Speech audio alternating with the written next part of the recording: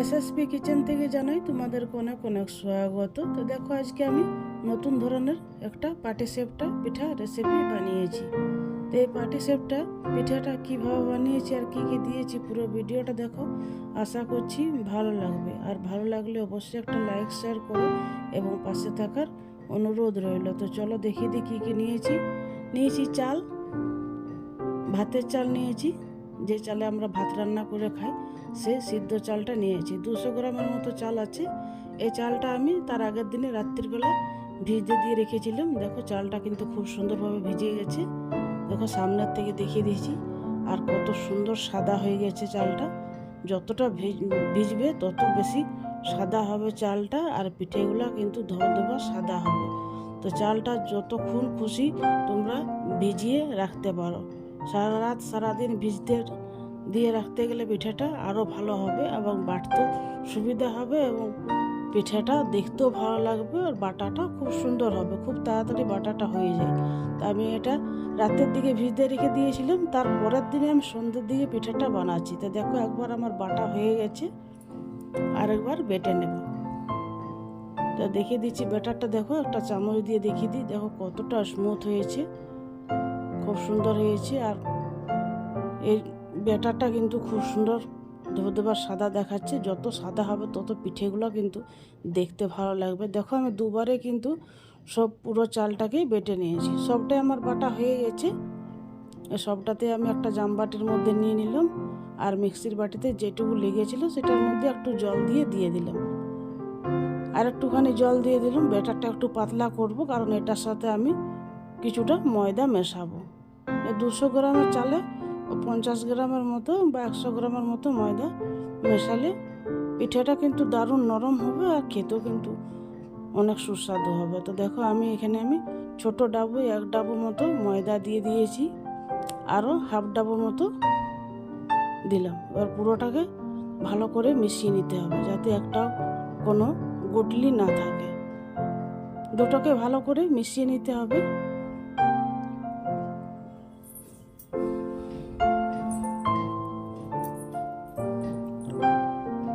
মেশানো হয়ে গেছে। দেখো ডাবুটা দিয়ে আমি দেখিয়ে দিচ্ছি, আর ব্যাটারটা খুব মোটা করিনি, খুব পাতলাও করিনি, একটা লেয়ার পড়েছে, ওরকম হলে কিন্তু পিঠাটা দারুণ হবে। সামনের থেকে দেখিয়ে দিই, দেখো ব্যাটারটা কতটা সাদা লাগছে দেখতে।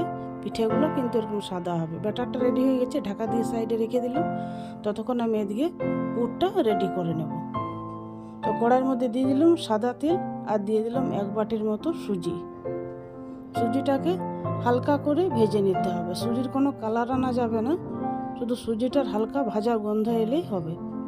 তা হালকা নাড়াচাড়া করে ভেজে নিতে হবে।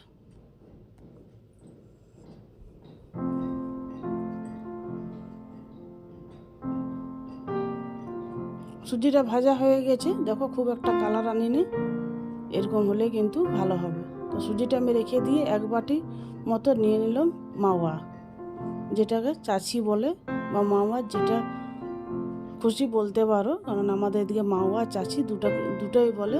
তো মাওয়াটা আমি এই গরম জলের মধ্যে আস্তে আস্তে করে মাওয়াটাকে গুলে নেব,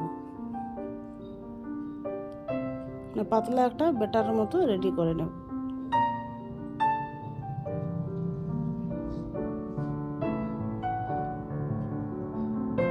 এ সময় আঁচটা কিন্তু লোতে আছে, আস্তে আস্তে গরম হবে, দিয়ে মাওয়াটা আস্তে আস্তে করে গুলে নেব।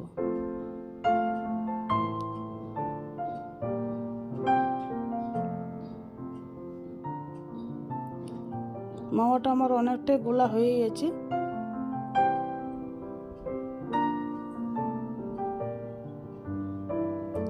এবার দিয়ে দেবো ভেজে রাখা সুজিটা।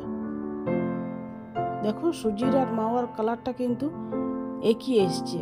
এরকম হয়ে বলছিলাম যে সুজিটা ভেজে নিতে হবে হালকা করে, কারণ মাওয়ার কালারটা হালকা কালার থাকে, হালকা লালচে লালচে, ওরকমই ভেজে নিতে হবে। তো দুটোকে ভালো করে আবার মিশিয়ে নিতে হবে। মেশানো হয়ে গেছে, এবার দিয়ে দেবো জল। জল দিয়ে একটা পাতলা একটু ঘন পুরটা রেডি করে নিতে হবে। খুব মোটা না, খুব পাতলাও না। এরকম হলেই হবে। দিয়ে দেবো এবারে স্বাদ মতো চিনি। তোমরা চাইলে এই পুরটাতে গুড় দিয়েও করতে পারো, কিন্তু যেহেতু কালারটা হালকা হালকা লালচে, তাই চিনিটা দিলে কালারটা খারাপ হবে না, তাই আমি চিনিটা দিলাম। তোমরা যেটা তোমাদের পছন্দ সেটা দিয়ে করতে পারো।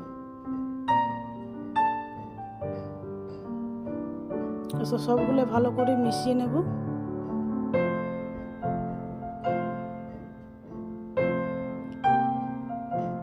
মেশানো হয়ে গেছে, এক দুবার ফুটে উঠেছে, এবার রান্নাটা হয়ে গেছে। এবার একটা থালার মধ্যে ঢেলে নেব, তাড়াতাড়ি ঠান্ডা হয়ে যাবে। পুরো থালার মধ্যে দেখো মেলে দিয়েছি।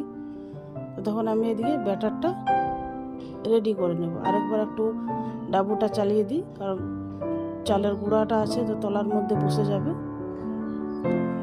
তার একবার নাড়াচাড়া করে এবার দিয়ে দেবো স্বাদ মতো লবণ। আমি এই পাটিসাপটা পিঠাটা লবণ দিয়ে বানাবো, একটু অন্যরকমভাবে নতুন করে বানাবো। পাটিসাপটা পিঠা এমনিতেই গুড় দিয়ে বানায়, খেজুর গুড় বলো, আখের গুড় বলো, যে কোনো গুড় দিয়ে পাটিসাপটাটা বানায়, কিন্তু আমি এটা আজকে লবণ দিয়ে বানাবো।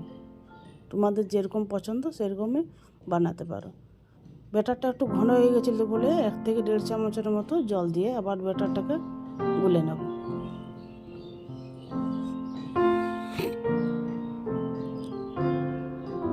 ব্যাটারটা আমার রেডি হয়ে গেছে।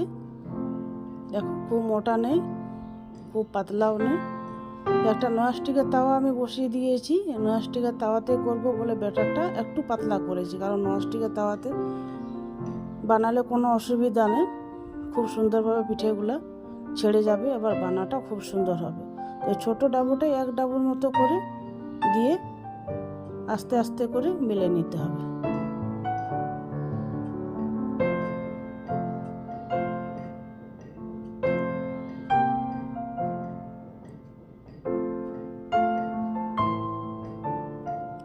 দেখো খুব সুন্দরভাবে কিন্তু পিঠাটা বানা হয়ে গেল, কোনো ঝামেলা নেই। তো তখন আমি পুরটা দেখে নেব। দেখো পুরটার মধ্যে কিন্তু সর পড়ে গেছে, তাই চামচটা দিয়ে আবার ভালো করে মিশিয়ে নিতে হবে। আর 1 থেকে 1.5 চামচের মতো করে পুরটা দিয়ে পিঠেগুলো বানিয়ে নেব। এই পিঠেটাতে একটু বেশি পুরটা লাগে, কারণ পুরটা একটু বেশি না হলে পিঠেটা স্বাদ ভালো লাগে না আর দেখতেও ভালো লাগে না। তো এবার আমি আস্তে আস্তে করে ফোল্ডগুলো করে নেব। একটু গরম আছে, তো একটা বড় ছুরি দিয়ে আস্তে আস্তে করে ফোল্ড করে নেব।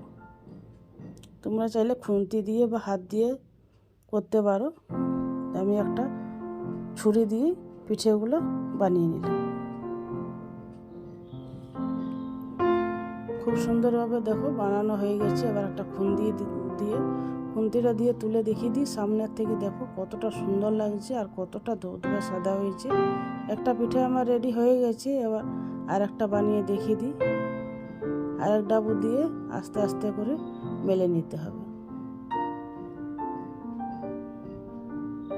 এই পিঠেটা খুব বড় করা যায় না, মিডিয়ামটাই দেখতে ভালো লাগে, তাই মিডিয়াম সাইজে আমি বানাচ্ছি।